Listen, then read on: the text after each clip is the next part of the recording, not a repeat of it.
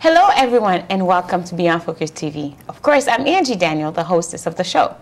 Do you know what labor union stands for? If you don't know, or if you have a slight idea of it, well, tonight you're going to get a whole enchilada of it. We have with us the Deputy Director of Local 237, Mr. Winston George, who's going to talk to us about the whole idea behind it, what it takes, and until you get to retire. We're going to take a short break. We'll be right back with an introduction.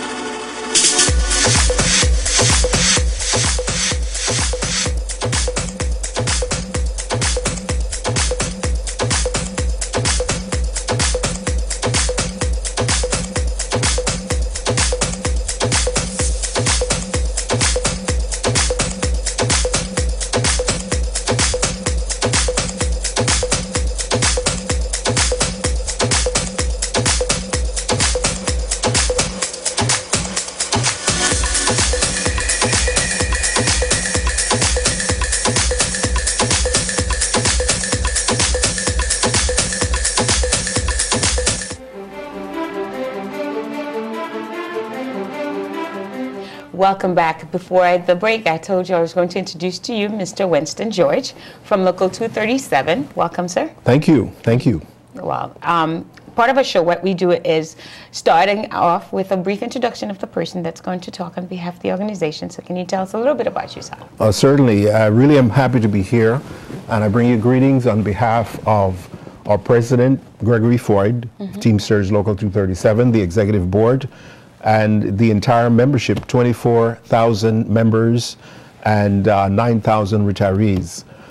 We are a city union, meaning we represent people who work for the city of New York. But you asked me to talk about myself a little bit, and I'll just do that. You know, I would love to have the stamp made in the USA on my forehead right here, but I don't, because I was born in the Republic of Panama. And I grew up in Panama, came to the U.S. when I was about 30 years old. And pretty soon after that, I became involved with the union movement. So that for the last 30 years, I've been working with unions. I'm married for the last 32 years. I have 3 children. My son is in the U.S. Navy. I have a daughter who is a teacher.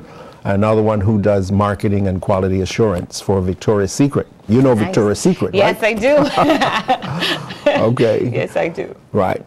So when I came to the U.S., one of the first things I did, because when I was in Panama, I was a clergyman. I was a minister.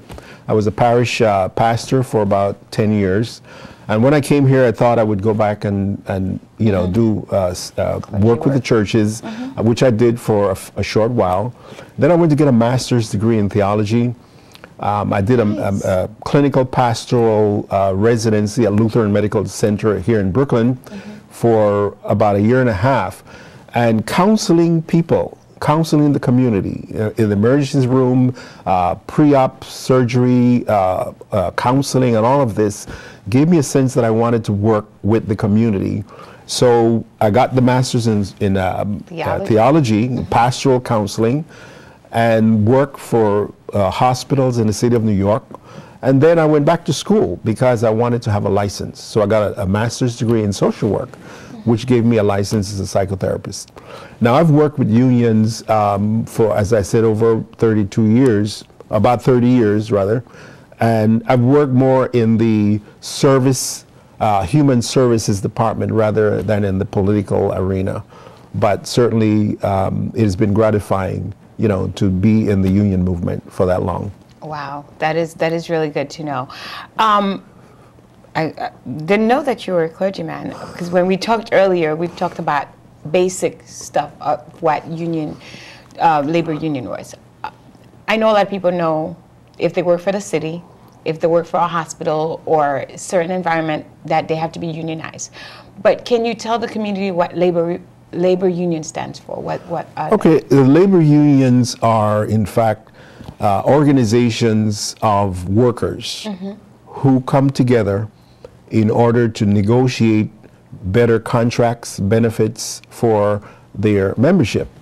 And you know, before we had the modern labor movement, even in antiquity, there were what we called guilds. Yes. And this was groups of professionals or tradespeople, craftspeople, like the iron workers or the stone workers, the people who made jewelry. They all came together in antiquity and formed associations. Well, the modern labor movement started in the 19th century.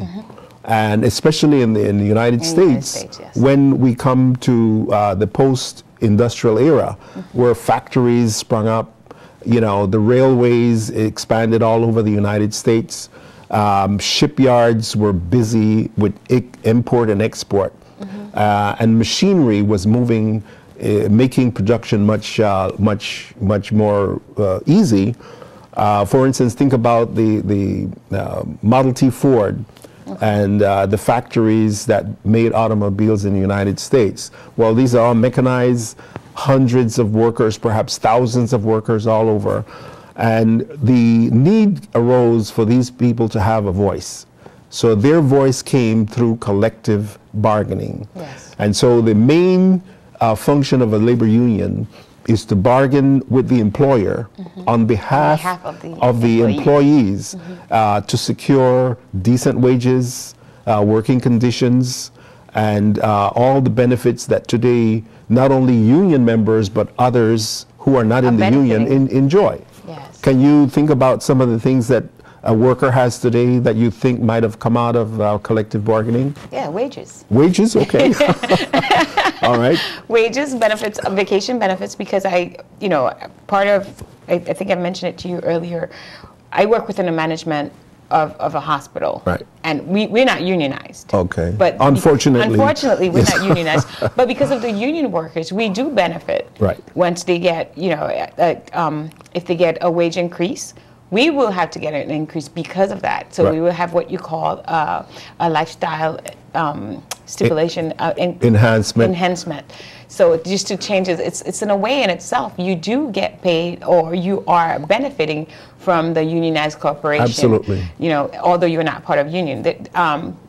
What I wanted to kind of cover early on at this show is, can you tell us the benefits of being a union member? Because I think that for me, I understand what it is not to have union representative, but can you tell us the benefits of being? You know, there's the employer has power because the employer is the one that is going to provide the wages, okay? And the employer has the authority, not only the power, the authority, to make decisions that affect the employee's life. So what labor unions do is balance the power. On this table, on this side of the table, you have the employer, and on this side of the table, you have the representing body of employees. And so that there's a balancing of power, and we are able to speak on behalf of the millions of workers who are the productive force, you know, in that workplace. Now, you mentioned wages, but there's some other things. Did you know that there was a time when there was not an 8-hour work day? People work from sun up to sundown. Well, in some countries, in some places, they still do. They don't have unions. They don't have unions. Yes. Do you know that there was a time when there was not a 5-day work week? Do you know that there was a time in which you didn't have vacation pay or sick pay for that matter, all right? And the employer was able to fix the wage scale according to what they wanted. There was patronage, meaning an employer could hire anybody they want and fire anybody they want, all right? So that the unions brought this to an end and established a system in which there is fairness. So let's look at the word fairness. And let's look at the word organization in terms of how a workplace is structured. So that hold on one second. Okay. We have to take a break. It's my producer's telling me we have to take a break, but I'm writing it down. Organization and fairness. When we come back, we're going to continue because I would love for the community to understand what it stands for, what labor unions really do within a community. So we're going to take a short break. We'll be right back. Don't go away. We'll be right back.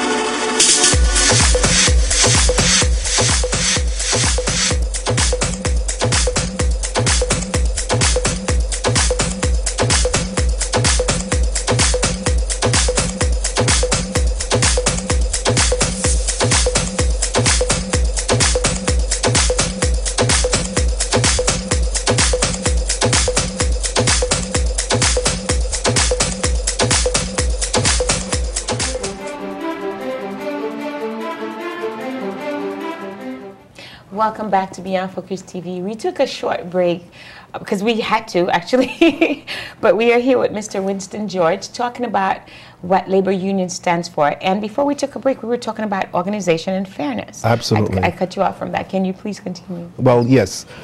Unions the process begins by organizing workers.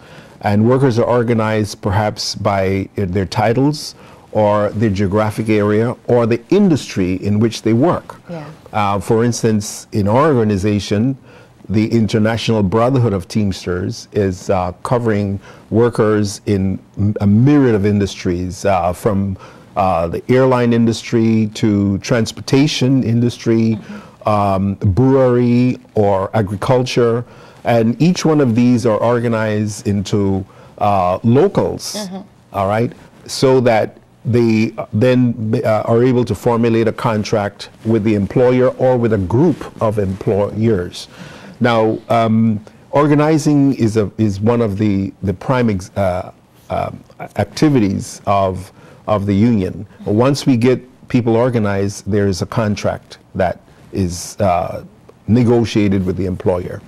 So we organize, and I believe that unions are good not only for the employee, but it's also good for the employer. Yes. Because they establish a basis by which people can work harmoniously, and you know what to expect. The employer knows what to expect from the employees know what to expect from the employer. But you know, I don't know, in most facilities, unions are not looked at as a benefit for the employer. Why is that? People see it as like, oh, you know, like you calling the union on, you know, because it's like once you have the union involved in a dispute, it's an ongoing battle. Do you? I mean, as an employee, I can tell you that's how people are seeing. Right. Well, the battle only ensues when there is not goodwill, negotiation, or when there is not a goodwill effort to come to terms. All right. And because of this, both the employer and the union have people who are specifically trained to negotiate, whether it's a grievance or whether it's a contract. And these people know labor law. They understand what the stakes are on both sides, and therefore they're able to come, hopefully, to an amicable and harmonious agreement. Okay. Earlier you mentioned about different locals. Can you tell us a little bit about the differentiation of what the local theory stands for, why people have different groups of labor unions? Sure. Well, New York City, for instance, has what we call the Municipal Labor Committee. And the Municipal Labor Committee, there are about 99 unions in this conglomerate. They represent about 500,000 workers and retirees. And you know the axiom, you know, in unity there is power. Yes. So the Municipal Labor Committee comes together and they're able to collaboratively support things that they might not be able to do by themselves. But one local, all right, any one of these organizations may comprise one or several locals. Let's say, for instance, DC 37, which is the largest union within the municipal labor committee. They have about 125,000 workers. There are about 54 active locals in that that one body. Okay. Each one of those locals represent people who work in different areas of the city of New York. Now, our local 237 represents 24,000 members and 9,000 retirees. And we're an offshoot, actually, of DC 37. A lot of people hear local 237 and they hear our union, DC 37, local 237. There was a political split, about 60 years ago. By the way, this is our 60th year, local 237. Wow. And so there was a political split, and we formed a union, a separate union. We got a charter from the International Brotherhood of Teamsters, and we are the largest body within the International Brotherhood of Teamsters. Now, why do we say International Brotherhood? Where are the women here? No, I know you guys are represented by women. I think isn't it like just an idea behind it? Like, well, don't tell me there's no women involved. There are women. Okay. At That's least, gonna be a whole other show. Yes, there is in fact at least a third, and perhaps even a growing number of women in the International Brotherhood of Teamsters. This international union has about 1.4 million members in the United States, in Canada, and in Puerto Rico. All right, and the General President Hoffa, James Hoffa, is the son of, everyone has heard of Jimmy Hoffa, okay, the legendary leader of the Teamsters. But Jim Hoffa now is the president, and we are the largest local within that conglomerate. Okay, so I wanted people to understand, because I would say part of Brooklyn, sometimes you'll see there are people, standing outside doing, within organizations, just campaigning against or for a local, or when is there a voting within a company for a local representative? Is there a time that people will vote and say, okay, this is where I want to be represented by, or can they make that choice? Any group of employees can actually decide that they want to organize and to be part of a union. Okay. All right.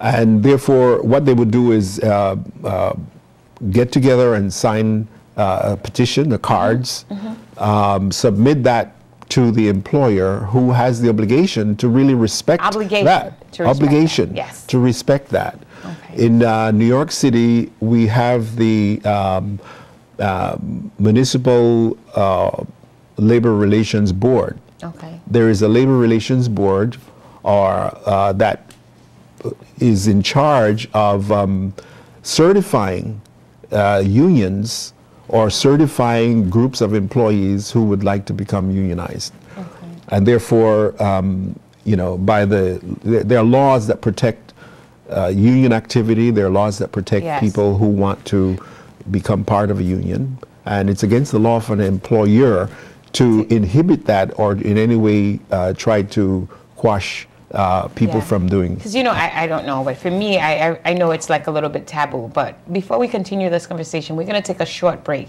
and we'll come back and talk about your position within Local 237. Actually, what is it that you really do within Local 237? We're going to take a short break. We'll be right back.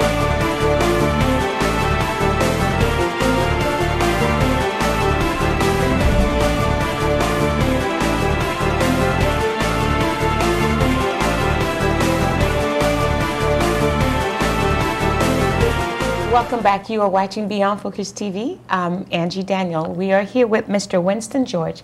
He is the Deputy Director for Local 237 of the Labor Union.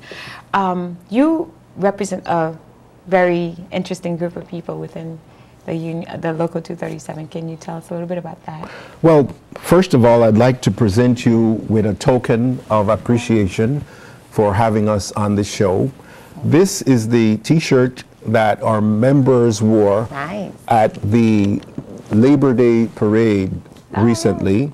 And turning this around, we have a picture and some words, important words.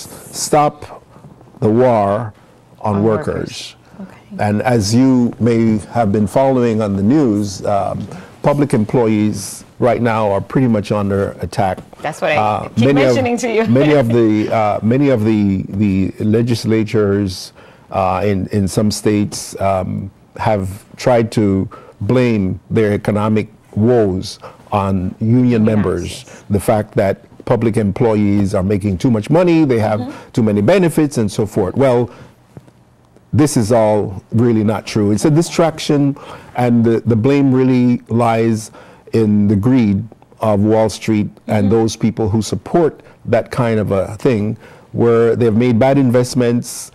Cities have overextended themselves in certain investments, and therefore, you know, the chickens have come home to roost because now they find themselves in a shortfall. But one of the benefits of being in a union is the possibility of retiring with a decent pension and benefits. There is the economic negotiated benefits, which is salary, all right? But also all the other benefits are negotiated. Our members retire with a pension, and they have a health insurance plan. They have the welfare fund benefits, eyeglass, dental, prescription drugs, and all of these benefits. But there, let me just summarize this in terms of A, B, and C. A is activism, all right? We advocate for our members. B is for benefits. We are able to provide benefits through the employer contributions. And C, we provide a community, because our commitment is that you are a union member from the cradle to the grave. We take care of you, and we take care of your family, all right? And I keep this in my office. Look at this. It says, work union, live a better life. Here is the father, or for that respect, the mother, and here's the child. What a contrast, because there's a continuity, you know, of benefits that men and women who belong to unions are able to enjoy, which in fact we also provide the incentive for employers in the private sector to provide for their employees as well. So there are public unions and there are private sector unions. The public sector unions are those that are involved in governmental work, whether it's city, state, federal, all right? These are the public sector unions. And then there's the private sector unions, those who are involved in private sector activities. Any company or corporation is able, these are our private sector unions. Okay. Another thing I wanted to mention to you, I know within each organization, there's always that yearly plan for the employees or benefits. What would that be for Local 237? Local 237 aims to continue negotiating good contracts for our members, to provide a solid defense whenever their benefits or their job is threatened. I think the main thing of a labor union is to assure that a member has job security. And job security is the #1 priority. Apart from that, you can have a good job, the benefits are lousy. We're going to protect our members in terms of that. And so we are hoping to educate our members, another thing, educate our members about the importance of being a member of the union and participating in the political process. Because we've got to get President Obama reelected. He's the one that holds the hope for America, and we are going to be active in getting him reelected. One of the things that, a couple of days ago, I did a show with Radney's Short, who was running for Assemblywoman, and then we were talking about the importance of running, voting in local voting in local polls, voting in things that are making a difference within that. So going back to that effect. Like if you're an employee within a company, voting for your local unions, members, and getting people to understand and be able to represent you and speak on your behalf is really important. Not even just to the point of re-electing the president. We're not doing a lot of that. We're not doing a lot of talk. Well, all politics is local, as you know. All politics is local, and therefore people should get involved in their community and knowing who the representatives are and influencing those representatives to be able to do well by them. The unions generally are not partisan in terms of this candidate or that candidate, except that we support those who support us. Yes. All right? That's good I'm wearing a politics. button today. I'm wearing a button that is the drive, the Teamster drive button. And drive means Democrat, Republican, Independent, voter, education. And so we educate our members as to what the representatives do on their behalf. And we support those who support us. That's it. All right? So that is. Okay, this is the end of our show. Is there any last words you would like to tell the community, or would you, last information you'd like to share with the community? I certainly appreciate the opportunity to come on the show. Again, our president, Gregory Floyd, who has his own radio show, WWRL AM 1600. It's heard every Saturday at 3 o'clock.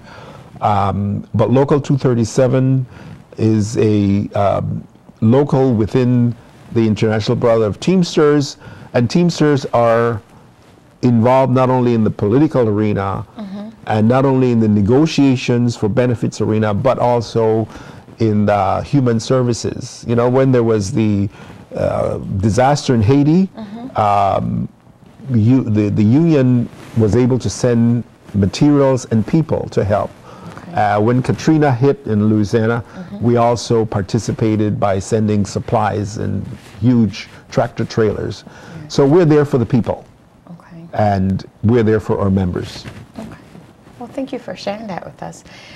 It's the end of our show. I hope you understand or learn something new. If there's any way they wanted to get in touch with you, is there a phone number or website they can contact you? Certainly. Teamsters Local 237.org. Or call us at 212-924-2000 in the city of New York. Okay. So there you go. You just had a phone number and a website, make use of it and understand what union labor stands for within our community and how it can help us and influence us to do better.